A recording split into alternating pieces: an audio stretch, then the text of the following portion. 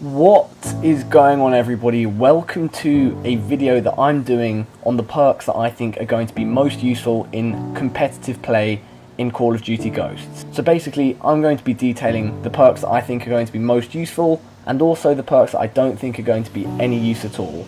I'll go through them one by one, and by the end we'll have a list of my favourite competitive perks. And so, without further ado, Speed.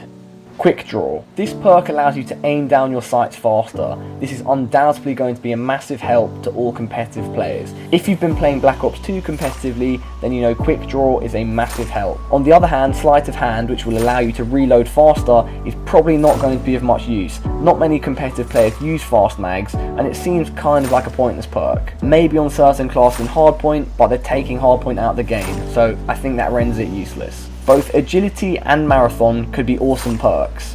Combine them with Stalker and you have pretty much the most agile class you can make. Obviously, these are all important classes for rushing, and the addition of Stalker, bringing it back from Modern Warfare 3, is surely going to be a popular choice among enthusiasts of the Infinity Ward games. Handling. Strong Arm is probably not going to be of much use. It'll probably be more use in public where you're playing things like Domination and you want to get a grenade on a certain point, and it could couple into something like CTF or S&D, but probably in very distinct situational circumstances, so I'd say that its use is limited. Similarly, reloading while sprinting, it doesn't really have a place in competitive. In public, I'm sure it'll be awesome. For fast hands, again, this is probably a more public lobby orientated perk. In competitive, you're probably not going to be alive for too long, and switching between weapons is something that you do at very specific moments, so not a perk that I think I'll be using. On the other hand, Steady Aim is probably going to be very popular. The laser sight had many applications in Black Ops 2, and we've obviously had Steady Aim in Modern Warfare 2, and I think also Modern Warfare 3. The fifth perk in handling is Dexterity, which sounds quite similar to Quick Draw because it allows you to ready your weapon faster after sprinting. Putting these together is going to be a killer combination, and I'm looking forward to trying that out. Stealth. I don't think any of the stealth perks apart from one are going to be popular in competitive play, and here's why. Takedown means that when you kill an enemy, there will be no death skull, and that means that their teammates won't be alerted. However, if you are in a competitive environment, everybody's doing callouts anyway, so it's kind of pointless. Blind Eye means that aggressive kill streaks don't target you. In a competitive environment, not many people get aggressive kill streaks, at least not the hugely effective ones. Off the grid, which is like cold-blooded, it means that you are immune to the SATCOM and radar pings. I imagine, like in competitive for other Call of Duties, that the UAV etc. will all be banned, so this is again a pointless perk. And Ghost, the fifth perk in stealth, means that you have no red name when an enemy targets you. If you're in a competitive game, then the other team are going to know who you are and they're going to shoot you, and this is just not going to help you out that much. That leaves the fourth perk, Dead Silence, which means you make less/no noise, as the only good competitive perk in the stealth category. I think it goes without saying why. Search and Destroy. Awareness. The awareness set, again, is not going to be hugely applicable to the competitive environment, and here's why. Recon allows you to spot enemies through explosives and hit markers. I don't think I'll be using that in any circumstance, even in public. For Scavenger, in competitive play, you're generally not alive long enough to resupply. For Sitrep, in competitive, things like claymores and mines are banned.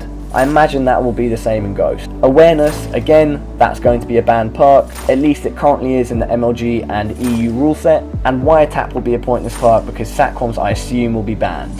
Resistance.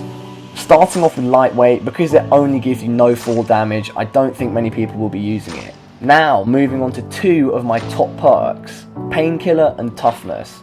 Painkiller means that you regenerate your health faster, and Toughness means that you flinch less when you're shot.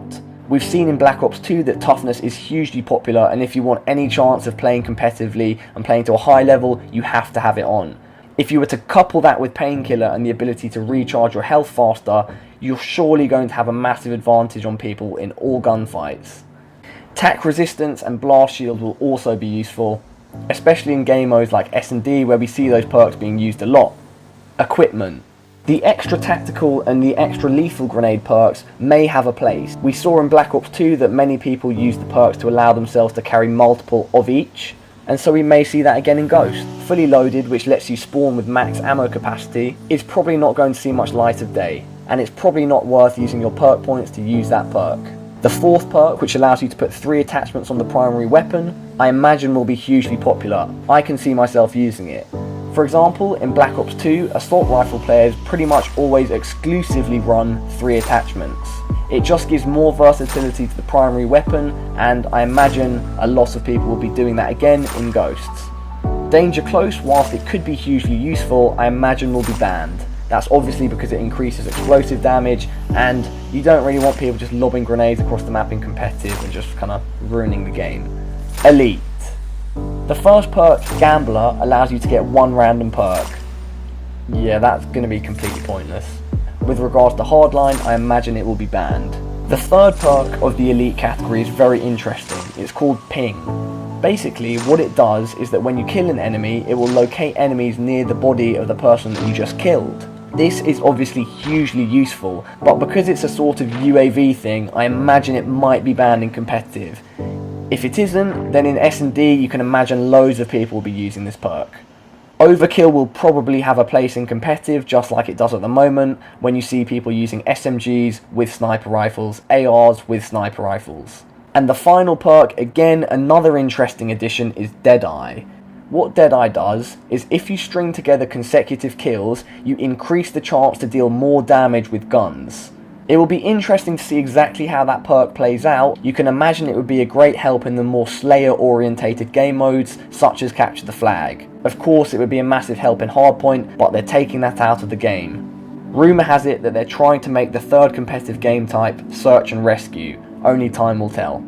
Anyway everybody, that's about it. I hope that this video has kind of given you some clarity over the perks and the ones that might be useful, particularly with the focus on competitive gameplay. Please let me know your thoughts. If you feel I've got anything wrong or your own opinion, just post it in the comments below. Just let me know what you think. If this video does well, I'll do a similar video covering perks that could be useful in pubs. And just keep an eye on my channel for more awesome Call of Duty Ghost content. Please like, please comment, please subscribe. Sharing always helps. Peace.